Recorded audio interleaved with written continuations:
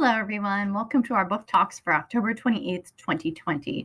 Today, we're going to look at two books that disrupt the traditional narrative that you might hear in your history book.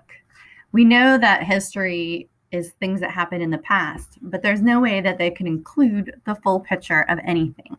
So both of these books looks at some non-traditional viewpoints of the American frontier, as you may have heard it called. So our first book is called Prairie, Lotus by Linda Sue Park. Park is an author who, as a child, loved the books Little House on the Prairie.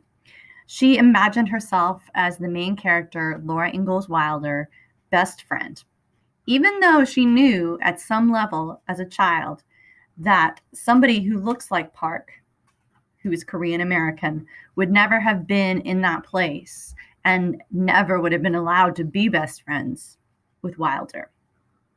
So in Prairie Lotus, she has created the character of Hannah, who is our main character. She is a half Chinese girl who moves with her white father to the prairie. We learn about Hannah's desire to find one true friend in this world. We also hear about her struggles with racial discrimination, like the parents who won't send their students to school with her because of her Chinese heritage.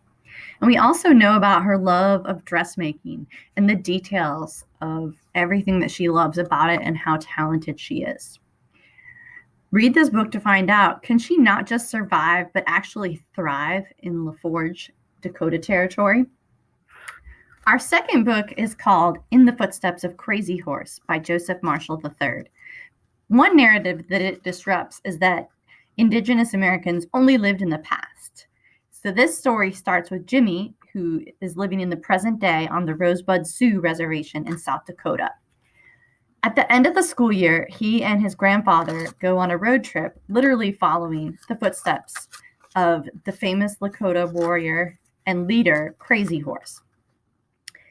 Along the way, they stop at different historic sites, and grandfather tells stories of Crazy Horse's life, from his childhood to battles that he fought in and other stories of his past. We often hear the narrative in our textbooks about the frontier. And one example in this story is Jimmy and Grandpa visit a monument from the Battle of the 100 in Hands, which might be called in your textbooks the Fetterman Battle. On the monument, it mentions that there were no survivors of the battle. But grandfather says, what about the Lakota and the Cheyenne who survived? What about those people as well? Along the way, Jimmy learns many things that disrupt the traditional narrative he's heard, and he takes more and more pride in his Lakota heritage.